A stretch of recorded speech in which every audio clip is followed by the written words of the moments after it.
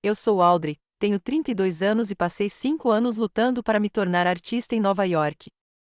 Quando meu telefone tocou às 3 da manhã, nunca imaginei que seria meu pai me dizendo que meu prédio estava pegando fogo. O que o chocou mais do que o fogo foi minha resposta. Eu ri.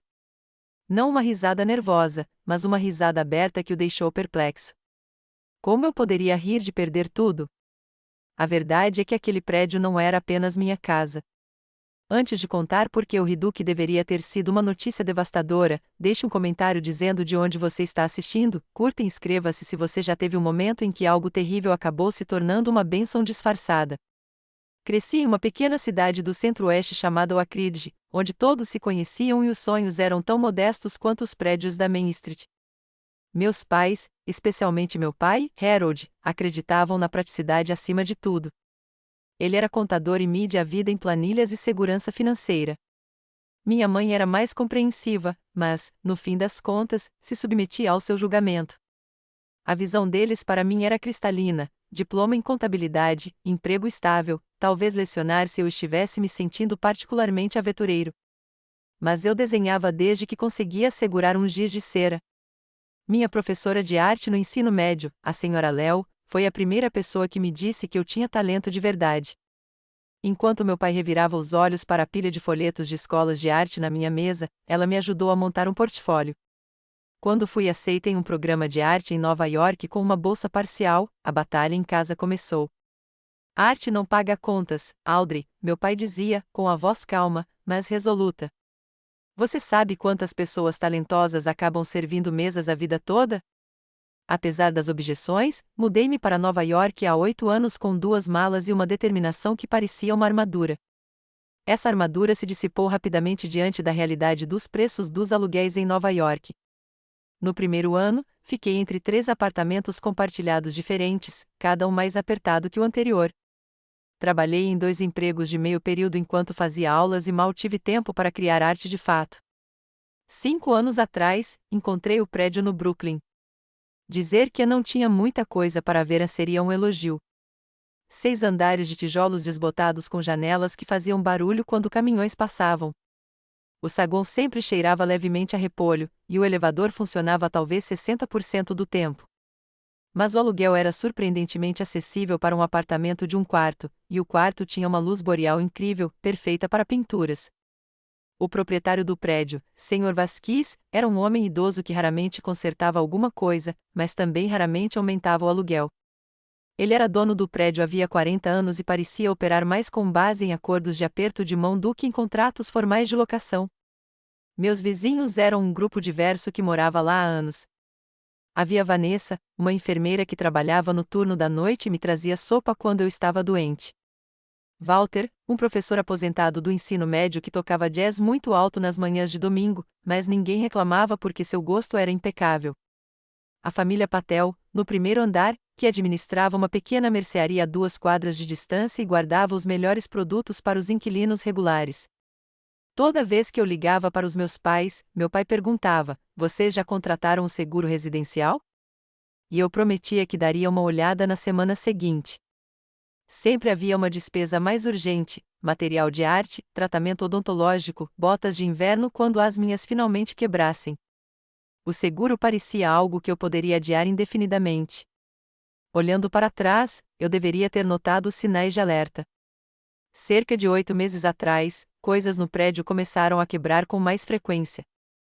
Um cano estourou no 4º andar, causando danos causados pela água em 3 apartamentos. A porta dos fundos do prédio foi encontrada destrancada, apesar dos inquilinos terem tomado cuidado. 2 pequenos incêndios elétricos no porão foram rapidamente controlados, mas preocupantes. O Sr. Vasquez pareceu distraído quando relatamos esses problemas, não como a indiferença de sempre, mas ativamente evasivo. Enquanto isso, minha carreira artística finalmente ganhava força. Após anos de e-mails de rejeição e exposições pouco frequentadas em cafeterias, uma pequena, porém respeitada galeria em Chelsea concordou em expor meu trabalho. Minhas pinturas, que exploravam o isolamento urbano por meio de paisagens urbanas fragmentadas, estavam se conectando com as pessoas. A exposição estava programada para inaugurar em apenas 2 semanas a partir da noite do incêndio. Na véspera de tudo acontecer, notei homens de terno andando pelo prédio, pranchetas nas mãos. Não se pareciam com os trabalhadores da manutenção de sempre. Usavam sapatos caros e falavam em voz baixa. Quando perguntei a um deles quem eram, ele deu um sorriso sem graça e disse que estavam apenas fazendo uma inspeção padrão.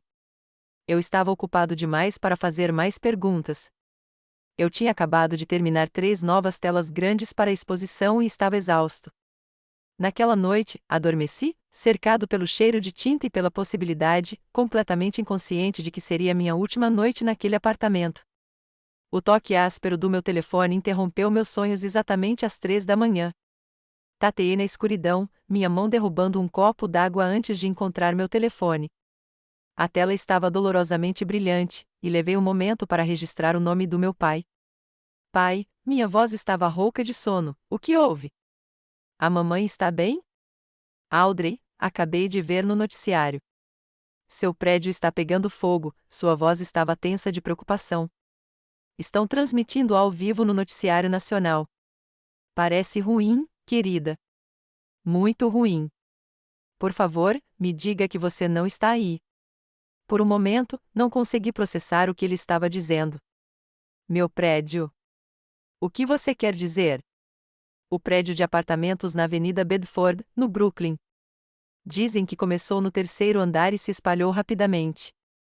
O repórter disse que toda a estrutura pode estar comprometida. Ele fez uma pausa. Por favor, me diga que você está em outro lugar esta noite. Uma risada estranha irrompeu do meu peito, não uma risadinha, mas uma risada plena, quase histérica. Audrey, por que você está rindo? Isso não tem graça. Você tem seguro como eu te disse para contratar? Por favor, me diga que você já ouviu isso uma vez. Tentei controlar o riso, mas ele continuou vindo. Pai, eu não estou no prédio. Graças a Deus. Mas por que você está rindo? Você está prestes a perder tudo. Isso só me fez rir ainda mais. Quando finalmente recuperei o fôlego, expliquei: não estou em casa porque estou na galeria. Decidi trazer todas as minhas pinturas prontas para cá ontem, já que a inauguração é tão cedo.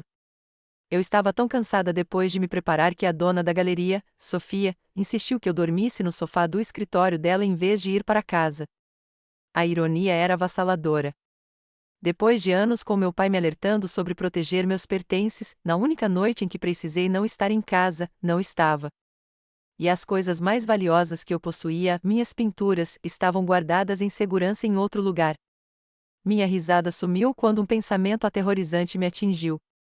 Pai, preciso ir meus vizinhos, preciso garantir que todos saiam.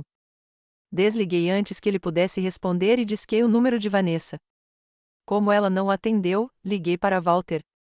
Também não obtive resposta. Em pânico, chamei um Uber e calcei os sapatos, sem me dar ao trabalho de trocar as roupas manchadas de tinta que estava usando no dia anterior. 20 minutos depois, o Uber me deixou a um quarteirão do meu prédio, pois as barricadas policiais nos impediam de chegar mais perto. A cena era caótica e aterrorizante. As chamas ainda eram visíveis nos andares superiores, lançando faíscas no céu noturno. Caminhões de bombeiros se alinhavam na rua, com suas luzes pintando tudo de um vermelho pulsante. A água das mangueiras escorria pelas calhas, carregando cinzas e detritos. Abri caminho pela multidão, procurando rostos por alguém que eu reconhecesse. A primeira pessoa que vi foi Walter, enrolado num cobertor da Cruz Vermelha, com o cabelo branco desgrenhado e o rosto sujo de fuligem. Ele estava discutindo com um paramédico que queria verificar seus níveis de oxigênio. Walter, gritei, correndo até ele, você está bem? Onde estão todos os outros? Ele se virou, com alívio estampado no rosto. Audrey, achamos que você ainda pudesse estar lá dentro. Eles ainda não terminaram de revistar todos os apartamentos. Meu coração apertou. Quem ainda está desaparecido?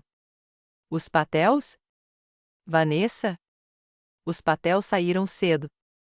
Eles estão ali. Ele apontou para onde a família se amontoava perto de uma ambulância.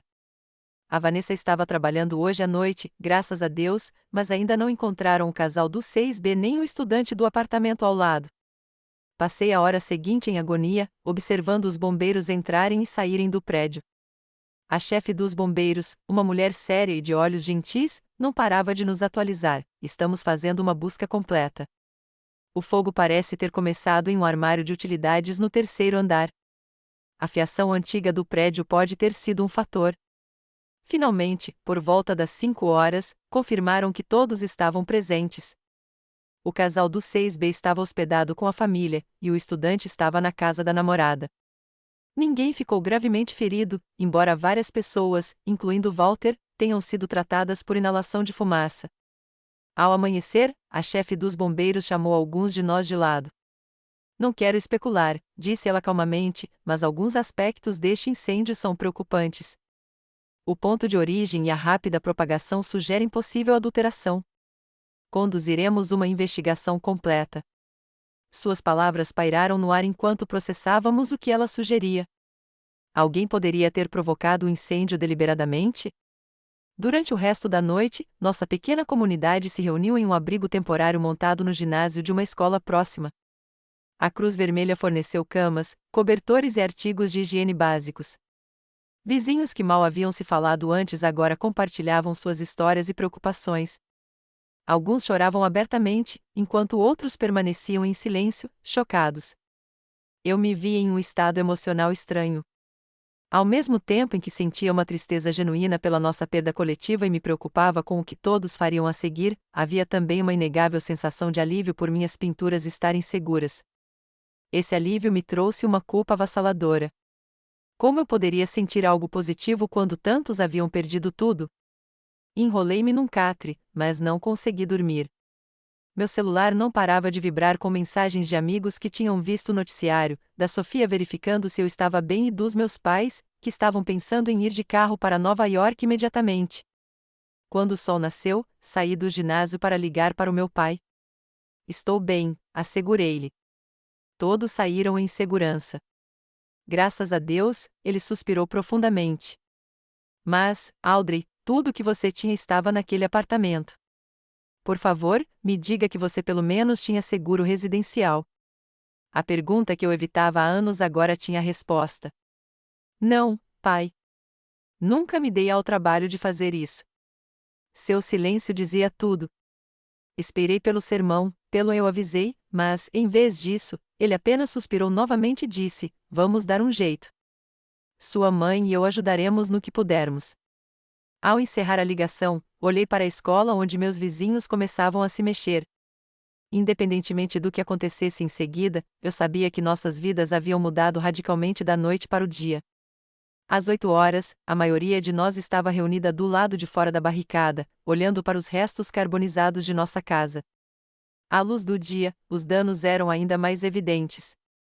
O prédio parecia um animal ferido, com as janelas quebradas, a fachada de tijolos enegrecida. A água ainda pingava da estrutura, e o ar cheirava a cinzas molhadas e plástico derretido. Os bombeiros permitiram a entrada de pequenos grupos com escolta para buscar itens essenciais.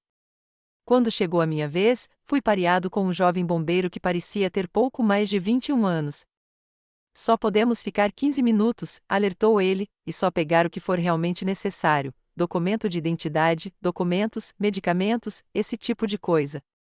Entrar no prédio foi surreal. O saguão, normalmente escuro, mas funcional, era agora um pântano de água e escombros. Subimos as escadas, pois o elevador estava obviamente fora de serviço. Cada andar parecia pior que o de baixo. Quando chegamos ao meu apartamento no quarto andar, eu estava me preparando para a devastação total. Surpreendentemente, meu apartamento sofreu principalmente danos causados por água e fumaça. O incêndio foi mais intenso nos andares de cima e de baixo. Mesmo assim, tudo estava destruído. Minhas roupas estavam encharcadas e cheiravam a fumaça. Livros incharam com a água e caíram das prateleiras. O sofá onde eu havia passado inúmeras noites desenhando estava encharcado e manchado de preto. Peguei meu passaporte na caixa à prova de fogo embaixo da cama, um disco rígido de backup com fotos e uma pequena caixa de madeira contendo as poucas joias que herdei da minha avó. Quando estava prestes a sair, avistei meu caderno de esboços no balcão da cozinha, milagrosamente seco sob uma pilha de correspondência. Adicionei-o à minha escassa pilha de sucata. Lá fora, peritos de seguros haviam chegado e estavam colhendo depoimentos. Um deles se aproximou de mim, com a prancheta na mão. Nome e número do apartamento? Perguntou ele com eficiência. Audrey Wilson, apartamento 4C. E a sua seguradora? Hesitei. Eu não tenho seguro residencial. Sua expressão mudou de profissional para compassiva. Entendo. Bem, você deveria saber que, sem seguro, não terá direito à assistência imediata para moradia ou reembolso por perda de pertences. Você pode consultar a FEMA e as organizações locais de assistência a desastres. Enquanto ele passava para o próximo inquilino, Vanessa apareceu ao meu lado. Ela tinha vindo direto do plantão no hospital, ainda de uniforme hospitalar, com os olhos vermelhos de tanto chorar quanto de falta de sono, provavelmente ambos.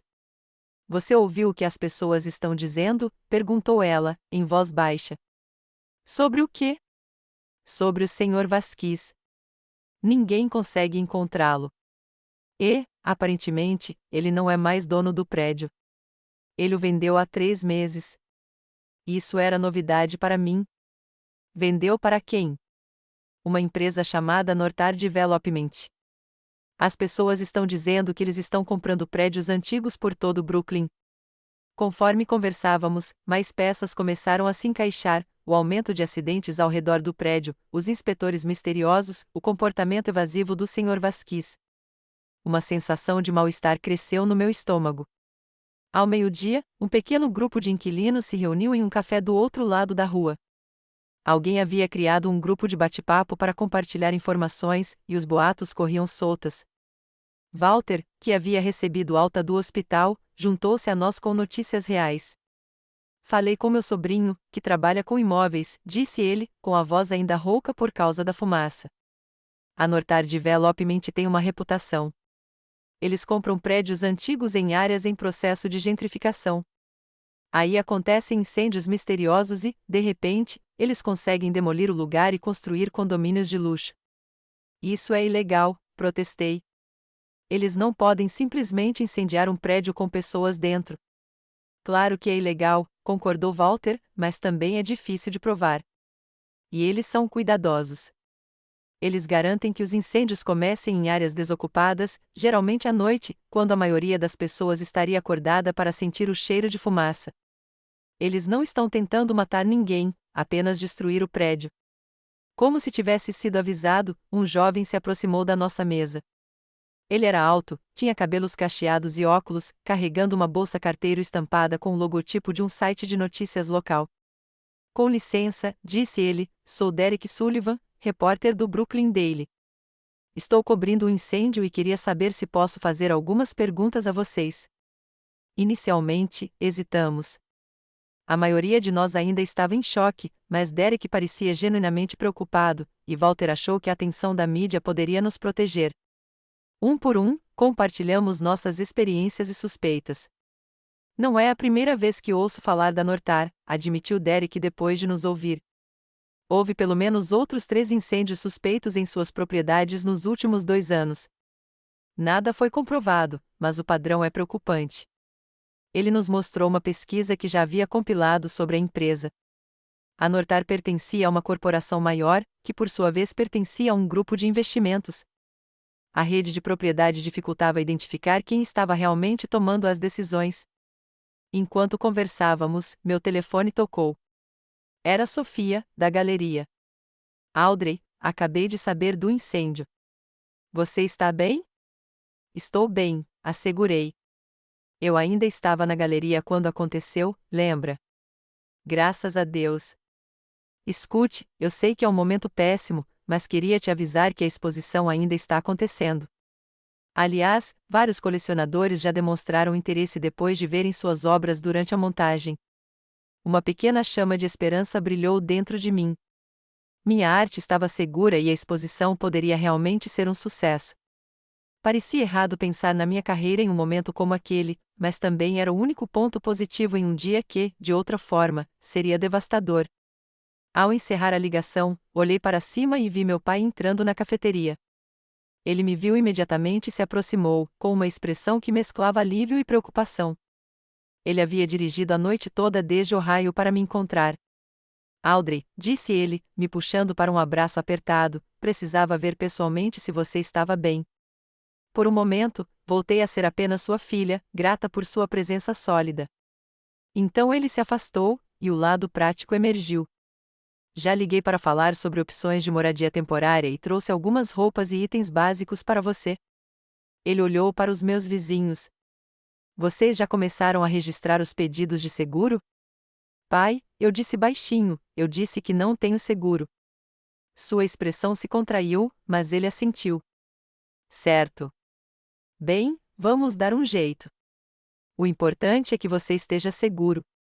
À medida que o dia avançava, nosso grupo de inquilinos se organizava mais. Alguém criou uma planilha com recursos e informações de contato. Outro criou uma página para arrecadação de fundos. Derek prometeu investigar mais a fundo Nortar e nos colocou em contato com inquilinos de outros prédios com experiências semelhantes. À noite, tivemos nosso primeiro contato direto com a Nortar. Uma representante chamada Elisa Burke chegou à cafeteria, impecavelmente vestida com um terninho que provavelmente custou mais de 3 meses do meu aluguel. Em nome da Nortar Development, quero expressar nossa profunda preocupação com o ocorrido, disse ela, com suavidade. Estamos trabalhando em estreita colaboração com as autoridades para determinar a causa do incêndio. Quando sua empresa comprou o prédio? Perguntou Walter, incisivamente. Ela deu um sorriso fraco. Não estou autorizada a discutir transações comerciais específicas, mas posso garantir que a Nortar está comprometida com a segurança e o bem-estar de todos os moradores. Então por que você não nos informou sobre a mudança de propriedade? Perguntei. E por que havia inspetores no prédio ontem sem aviso prévio? Seu sorriso não se alterou. Não tenho conhecimento de nenhuma inspeção ontem. Talvez tenham sido da prefeitura. Ninguém acreditou nela, mas ainda não tínhamos provas de nada. Quando ela saiu, entregando seus cartões de visita, troquei olhares com Derek. Aquilo era mais do que apenas o meu apartamento perdido. Tratava-se de uma exploração sistemática de inquilinos vulneráveis, e isso estava acontecendo por toda a cidade. Naquela noite, encolhida no sofá do quarto de hotel do meu pai, tomei uma decisão. Eu não iria simplesmente seguir em frente e reconstruir tudo em outro lugar. Eu descobriria o que realmente aconteceu e responsabilizaria a Nortar não apenas por mim, mas por todos os meus vizinhos que haviam perdido tudo. Na manhã seguinte, Derek e eu nos encontramos para um café antes de ele ir ao cartório da cidade. Ele havia concordado em me ajudar a investigar a Nortar, enxergando uma grande história em potencial no padrão de aquisição de imóveis e nos acidentes subsequentes. A chave é encontrar conexões entre as diferentes propriedades, explicou ele. Se conseguirmos provar que eles tinham interesse financeiro em se livrar dos inquilinos com aluguel controlado e depois conectar isso aos incêndios, talvez tenhamos o suficiente para as autoridades tomarem providências. Passei o dia contatando os outros inquilinos, criando uma cronologia detalhada de ocorrências estranhas no prédio que levaram ao incêndio. Vanessa se lembrava de ter visto trabalhadores de manutenção desconhecidos na lavanderia poucos dias antes. Walter se lembrava de ter ouvido uma discussão entre o Sr. Vasquez e um homem de terno caro cerca de 2 semanas antes. Meu pai, por sua vez, estava cada vez mais frustrado com meu foco na investigação em vez de questões práticas. Audrey, você precisa encontrar um novo lugar para morar, insistiu ele durante o almoço. Você precisa repor suas necessidades básicas. Deixe a polícia cuidar da investigação criminal. Pai, a polícia não está tratando isso como prioridade, argumentei. Para eles, é só mais um incêndio em um prédio até que se prove o contrário. Enquanto isso, essas construtoras estão se safando destruindo vidas. Sua expressão era de dor. Eu entendo que você esteja com raiva, mas você não é detetive nem advogado. Você é um artista com uma exposição inaugurada em 10 dias. Concentre-se nisso. Posso fazer as duas coisas, insisti, embora não estivesse totalmente convencido. A realidade financeira estava se impondo com força.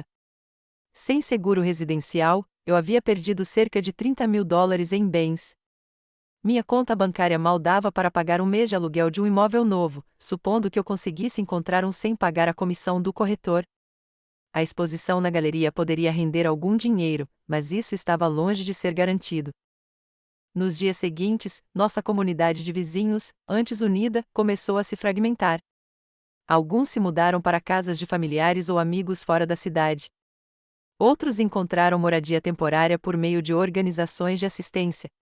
Nosso grupo de bate-papo tornou-se menos ativo, à medida que as pessoas se concentravam em reconstruir suas vidas individuais. No terceiro dia após o incêndio, a Nortar agiu. Elisa Burke enviou um e-mail a todos os antigos inquilinos, oferecendo um acordo de boa vontade de $3.000 cada em troca da assinatura de uma declaração de quitação de todas as reivindicações contra a empresa. É uma armadilha, alertou Derek quando lhe mostrei o e-mail. Se você assinar, não poderá entrar com nenhuma ação judicial contra eles mais tarde, mesmo que encontremos provas de que eles foram os responsáveis. Mas $3.000 era tentador para muitos dos meus vizinhos que não tinham nada. No final da semana, descobri que quase metade havia aceitado a oferta, incluindo a família Patel, que precisava do dinheiro para manter seu supermercado funcionando. Meu pai passou a insistir cada vez mais para que eu voltasse para Ohio com ele. Só temporariamente, insistia. Até você se recuperar. A ideia de voltar para minha cidade natal como um fracasso era insuportável. Eu havia partido 8 anos antes com tanta determinação para provar que a vida artística era viável. Voltar agora era como admitir a derrota. A galeria se tornou meu santuário. Sofia me deu uma chave, e eu frequentemente passava noites no sofá do escritório, trabalhando até tarde para me preparar para a exposição. Minhas novas pinturas, nascidas da turbulência dos eventos recentes, tinham uma energia bruta que até eu reconhecia como poderosa. Por meio dos contatos de Derek, encontramos uma advogada chamada Josefina Alvarez, especializada em direitos de inquilinos. Ela concordou em se reunir com os moradores restantes que não haviam se estabelecido. Construir um caso será desafiador, ela nos alertou em seu pequeno escritório, abarrotado de arquivos. Essas empresas são sofisticadas. Elas criam distância entre decisões e ações. Contratam empreiteiros que contratam subempreiteiros. Acompanhar o dinheiro e a responsabilidade torna-se quase impossível. Mas não é completamente impossível, insisti. Ela deu um leve sorriso. Não completamente, mas vai exigir tempo e recursos que a maioria dos inquilinos desalojados não tem. Ao sairmos do escritório dela, Walter suspirou profundamente. Tenho 82 anos, Audrey. Não tenho anos para travar uma batalha judicial. Preciso de um lugar para morar agora. Suas palavras me atingiram profundamente. Embora eu fosse jovem o suficiente para ficar no sofá e determinado o suficiente para buscar justiça, muitos dos meus vizinhos enfrentavam realidades muito mais duras. A pressão se intensificou quando recebi uma mensagem de voz de um número desconhecido. Senhorita Wilson, está uma ligação de cortesia para lembrá-la de que a busca por alegações infundadas pode constituir difamação. A Nortar preza sua reputação e a defenderá vigorosamente. A voz era profissional, feminina e carregava uma ameaça inconfundível.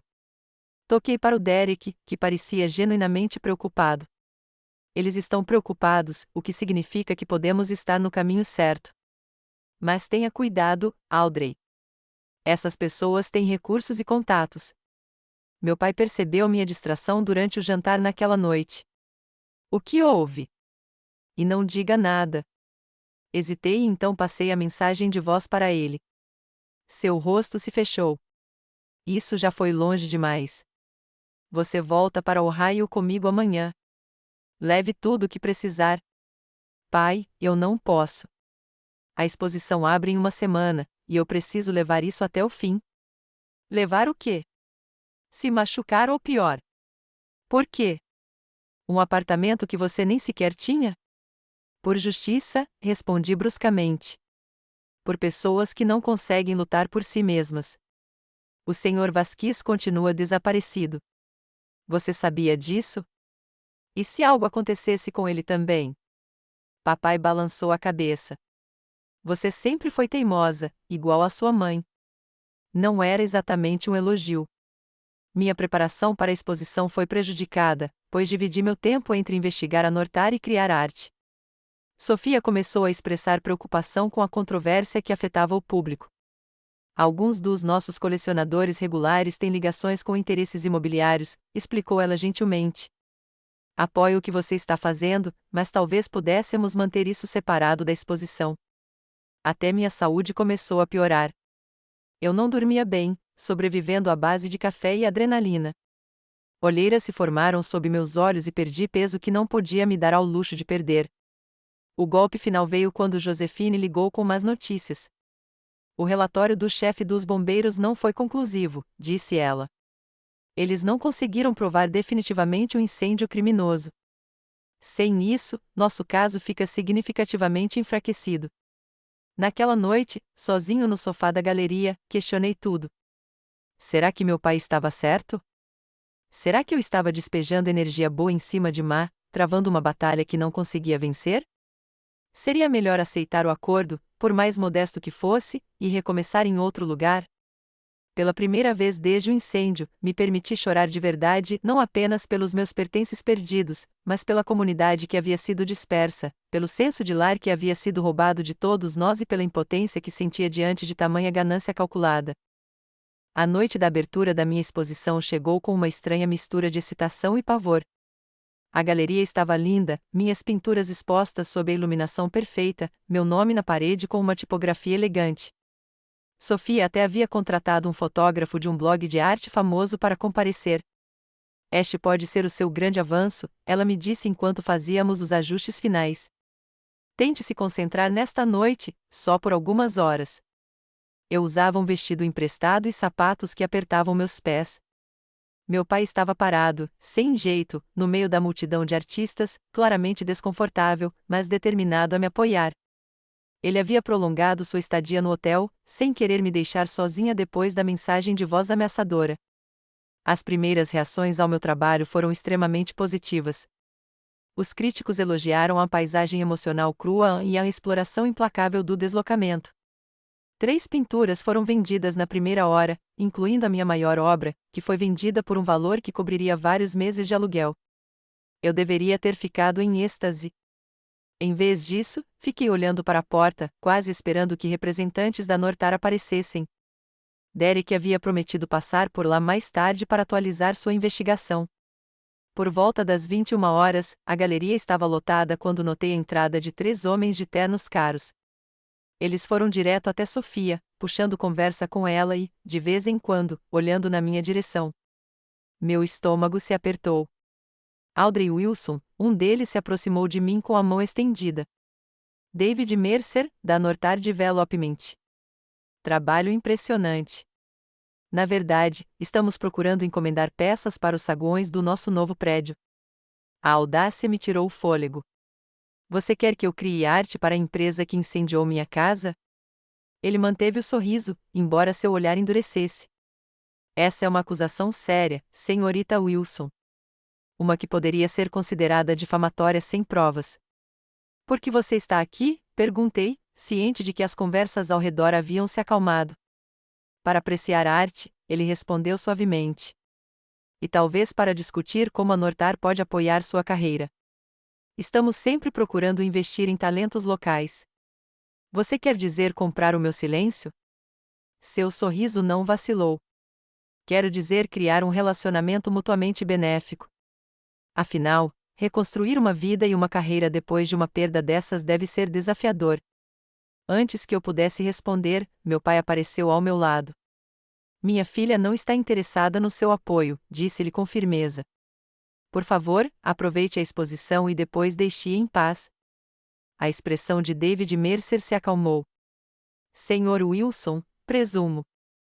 Sua filha tem talento, mas talento exige cuidado e estabilidade, algo que poderíamos ajudar a proporcionar.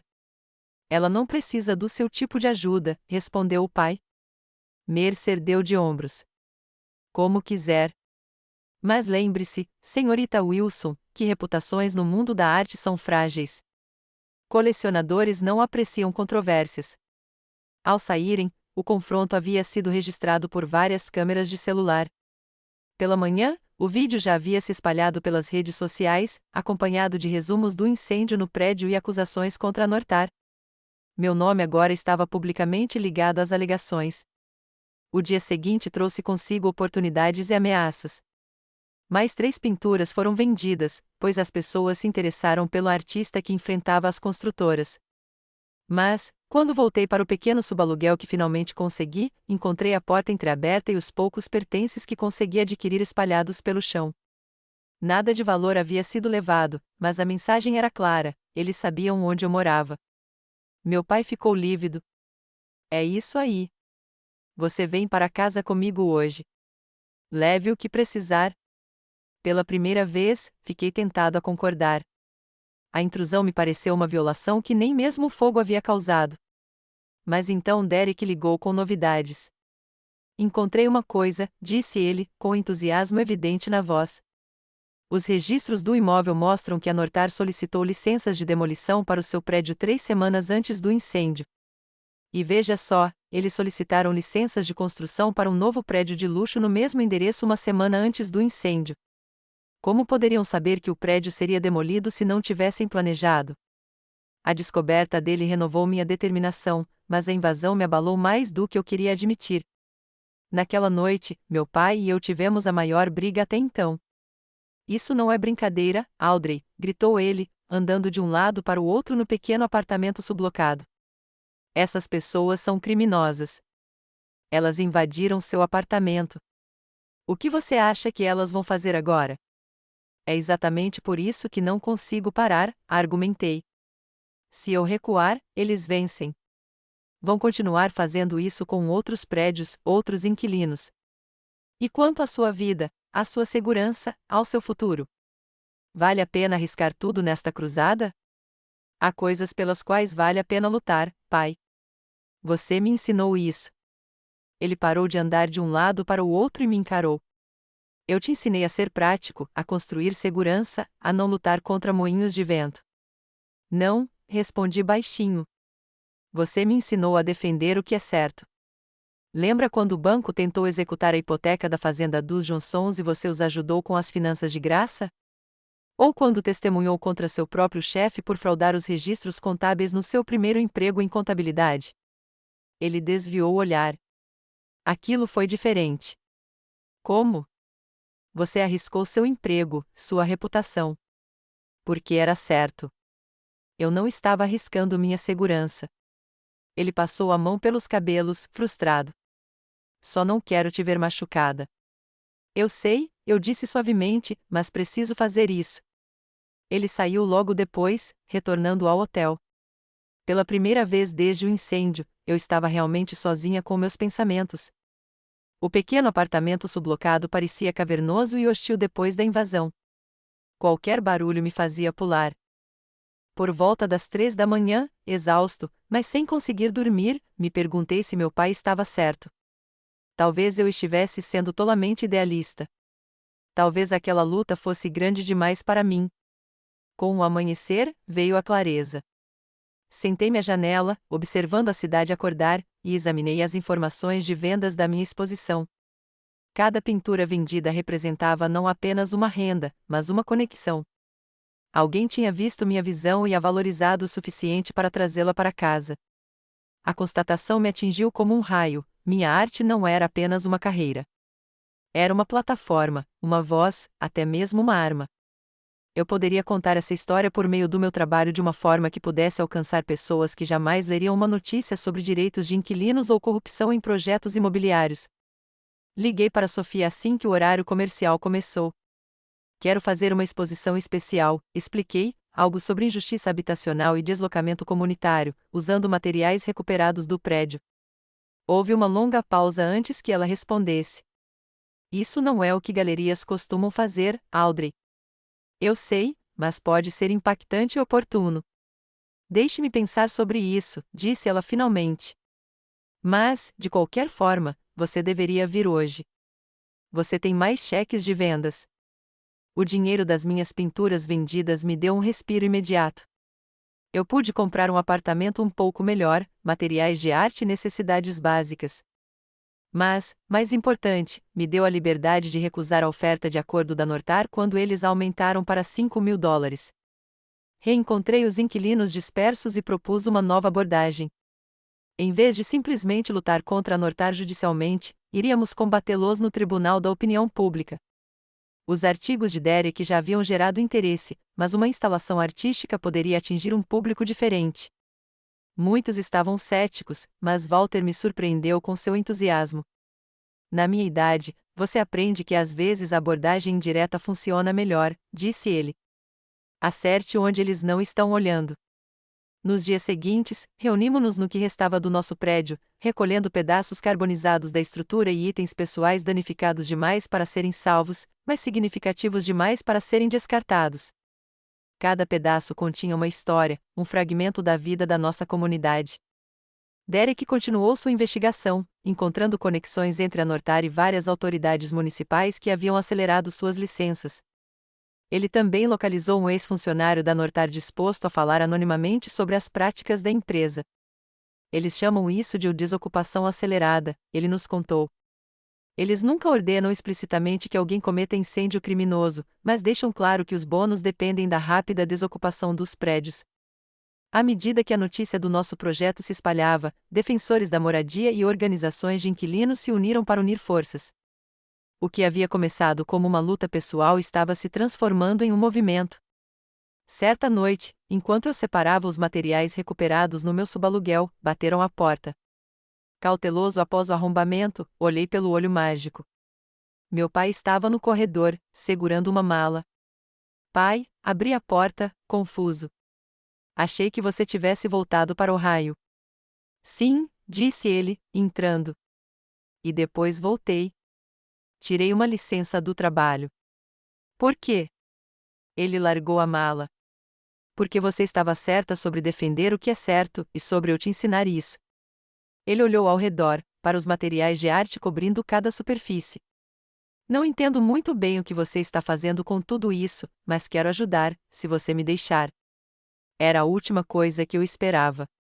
Meu pai, pragmático e amante de planilhas, queria se juntar ao meu protesto artístico contra a ganância corporativa.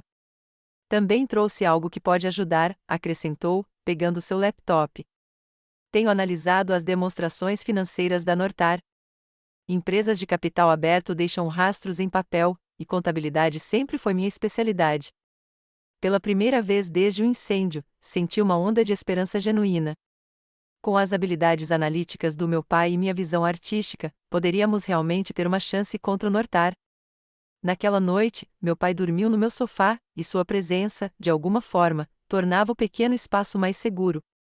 Antes de adormecer, percebi que, em meio a toda aquela perda, algo inesperado havia sido conquistado.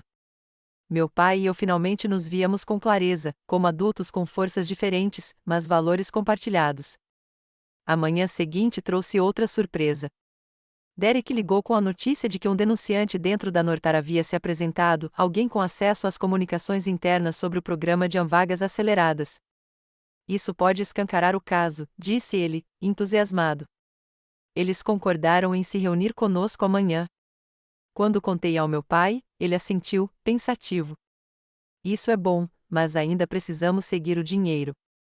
Corporações como a Nortar não tomam decisões sem calcular o benefício financeiro. Quando ele voltou às suas planilhas, e eu ao planejamento da minha instalação artística, senti uma estranha sensação de equilíbrio, o prático e o criativo trabalhando em conjunto em prol da justiça. Era uma parceria que eu jamais imaginaria ser possível antes do incêndio que destruiu minha casa, mas que, ironicamente, poderia ter salvado meu relacionamento com meu pai. Com a ajuda do meu pai, nossa estratégia evoluiu. Enquanto eu trabalhava na instalação artística que contaria nossa história visualmente, meu pai rastreou meticulosamente as atividades financeiras da Nortar, procurando padrões e irregularidades.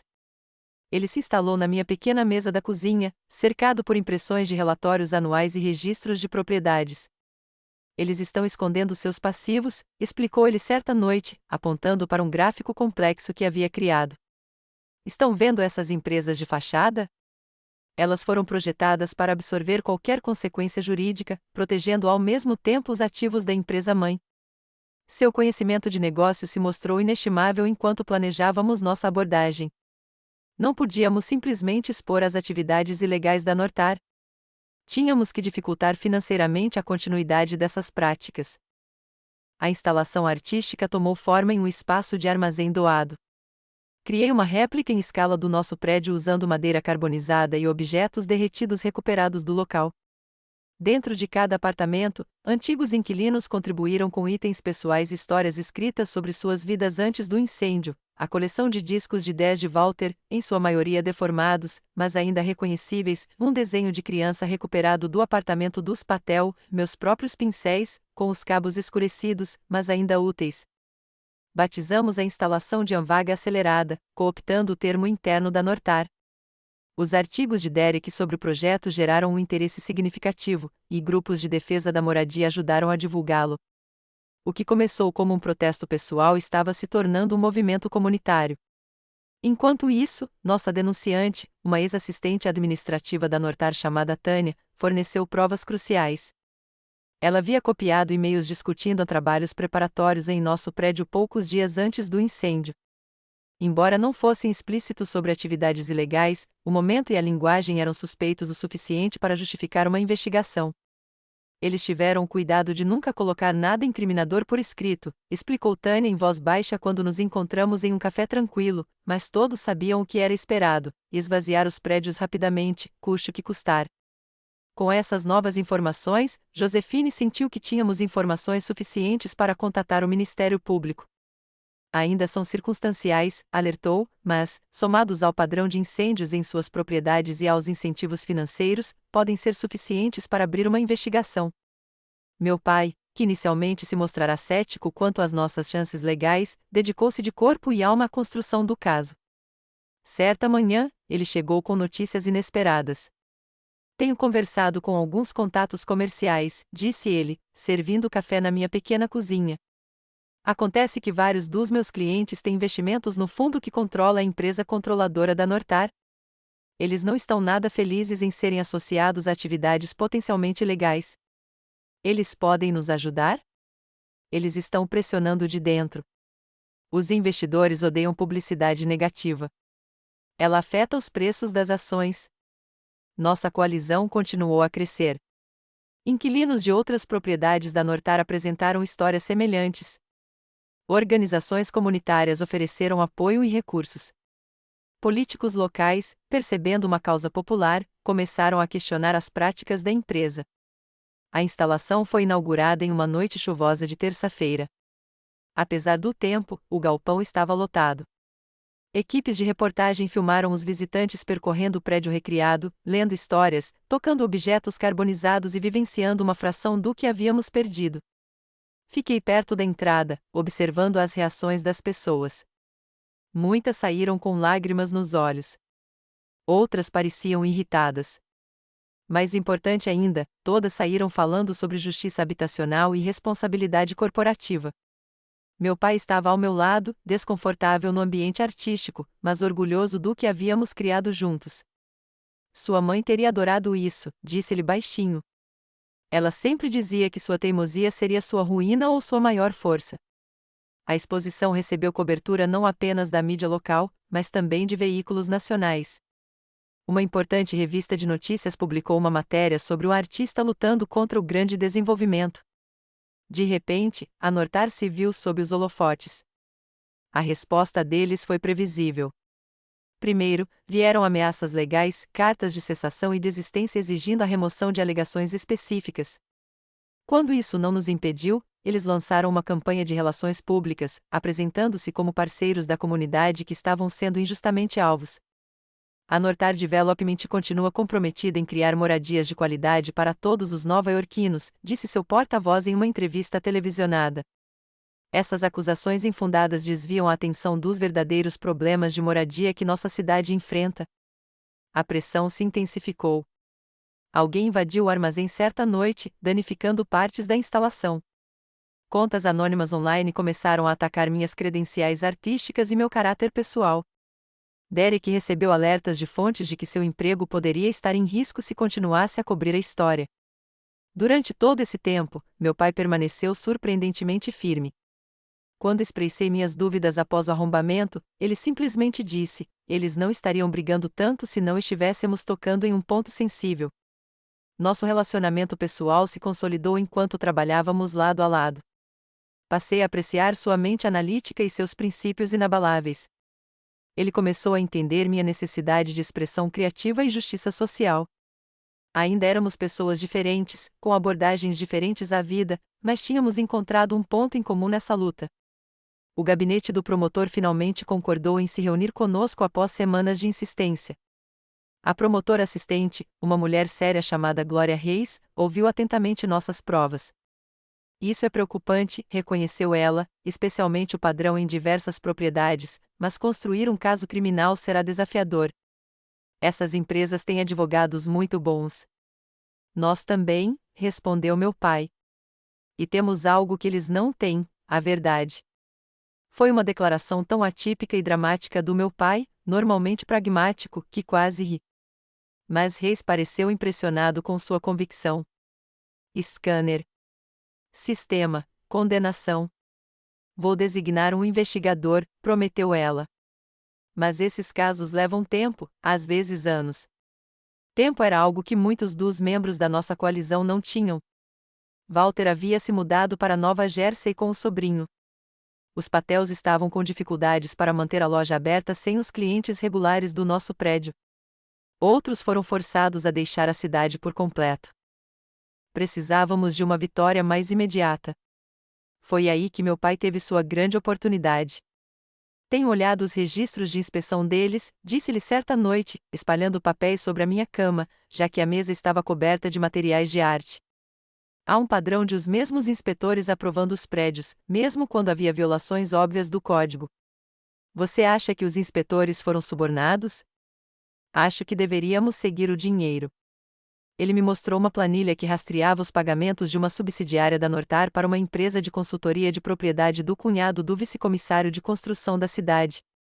Essa revelação impulsionou nossa investigação. Derek começou a investigar as conexões entre os executivos da Nortar e as autoridades municipais. Josefine preparou a documentação para um caso de corrupção mais amplo. A Nortar, sentindo a maré mudando, fez uma última tentativa de nos silenciar. Elisa Burke chegou ao meu subaluguel sem avisar com uma oferta que fez acordos anteriores parecerem triviais. $100.000, disse ela, deslizando um documento sobre minha pequena mesa de centro, mais moradia garantida em qualquer imóvel da Nortar de sua escolha. Tudo o que pedimos é que você encerre esta campanha e assine um acordo de confidencialidade. A quantia era impressionante. Garantiria meu futuro, financiaria minha carreira artística e resolveria todos os meus problemas imediatos. Por um momento, fiquei tentado. Meu pai, que havia permanecido em silêncio durante a apresentação, finalmente falou: e os outros inquilinos? E o próximo prédio que a Nortar decidir acelerar? O sorriso de Elisa se estreitou. Esta oferta é apenas para a senhorita Wilson. Reconhecemos sua influência única nesta situação. Quer dizer que quer comprar o silêncio dela e continuar com os negócios como sempre, disse papai. Empurrei o documento de volta para ela. Não estou interessado. Depois que ela foi embora, meu pai me olhou com um respeito renovado. Era muito dinheiro para se perder. Algumas coisas valem mais que dinheiro, respondi, repetindo o que ele havia me ensinado há muito tempo, embora nenhum de nós tivesse percebido o que eu estava ouvindo. A semana seguinte trouxe nosso primeiro grande avanço. Com base nas evidências que havíamos reunido sobre as inspeções suspeitas, a cidade abriu uma investigação oficial no Departamento de Construção. 2 inspetores foram suspensos, aguardando a análise de seus casos. Então, veio a notícia de que os investidores estavam se retirando da empresa controladora da Nortar, causando a queda de suas ações. A pressão financeira frequentemente dava resultado onde os argumentos morais falhavam. Finalmente, quase 3 meses após o incêndio, o promotor público anunciou uma investigação formal contra a Nortar Development por fraude, negligência e potencial conspiração para incêndio criminoso. Não foi uma condenação, mas foi um começo. Mais importante ainda, validou o que vínhamos dizendo o tempo todo. Não éramos apenas inquilinos descontentes ou teóricos da conspiração. Éramos cidadãos exigindo responsabilização. Na noite do anúncio, meu pai e eu comemoramos com comida chinesa para a viagem no meu apartamento alugado. Enquanto comíamos de caixas, sentados nos meus móveis de segunda mão, percebi o quanto havia mudado entre nós. Estou orgulhoso de você, Audrey, disse ele, pegando o último rolinho primavera. Sua mãe sempre dizia que você tinha fogo dentro de si. Eu costumava me preocupar com isso. Agora vejo que é a sua força. Eu não teria conseguido sem você, admiti. Suas planilhas e seu trabalho de detetive financeiro fizeram toda a diferença. Ele sorriu. Talvez façamos uma boa dupla, afinal, o artista e o contador. Enquanto brindávamos com nossos copos de água, senti uma sensação de paz, apesar de toda a incerteza que ainda nos aguardava. Independentemente do que tenha acontecido com Nortar, meu pai e eu havíamos encontrado o caminho de volta um para o outro através dessa luta. Alguns prédios podem ter queimado, mas outras fundações foram fortalecidas. Um ano após o incêndio, eu estava no tribunal quando o veredito foi anunciado. O caso contra Nortar avançou surpreendentemente rápido depois que as conexões de corrupção foram expostas. 3 executivos agora enfrentavam acusações criminais, incluindo conspiração e negligência. A própria empresa foi condenada a pagar indenizações substanciais a todos os antigos inquilinos. Meu pai sentou-se ao meu lado, estendendo a mão para mim enquanto o juiz lia a decisão. Sua licença temporária havia se transformado em aposentadoria antecipada, enquanto ele se dedicava integralmente ao nosso caso. Juntos, navegamos pelo complexo sistema jurídico, reunimos evidências e apoiamos nossa comunidade de vizinhos deslocados. A vitória foi surreal depois de tantos meses de luta. Do lado de fora do tribunal, repórteres se reuniram enquanto Josefine fazia uma declaração em nome de todos os inquilinos. O veredito de hoje envia uma mensagem clara de que nenhuma empresa está acima da lei, declarou ela. Moradia é um direito humano, não apenas uma mercadoria a ser explorada com fins lucrativos. Naquela noite, realizamos uma celebração no centro comunitário, fruto do nosso trabalho de advocacia. O dinheiro do acordo foi usado não apenas para indenizar inquilinos individualmente, mas também para estabelecer uma organização de justiça habitacional e financiar um novo empreendimento habitacional acessível no local do nosso antigo prédio. Walter havia retornado de Nova Jersey para integrar o conselho da nova organização. Os Patels planejavam abrir um supermercado no térreo do novo prédio. Muitos ex-moradores haviam garantido apartamentos no empreendimento, garantindo a preservação da nossa comunidade. Enquanto as pessoas se misturavam, compartilhando comida e histórias, encontrei um momento de silêncio com meu pai perto das janelas com vista para o canteiro de obras onde antes ficava nosso prédio. Já te contei por que ri naquela noite quando você ligou por causa do incêndio? Perguntei a ele. Ele balançou a cabeça. Sempre me perguntei sobre isso. Não foi só alívio saber que minhas pinturas estavam seguras, expliquei. Foi uma percepção repentina de que tudo o que eu achava que precisava não era o que realmente importava. Durante anos, estive tão focada em provar que conseguiria ser artista que perdi de vista o motivo pelo qual eu criava arte.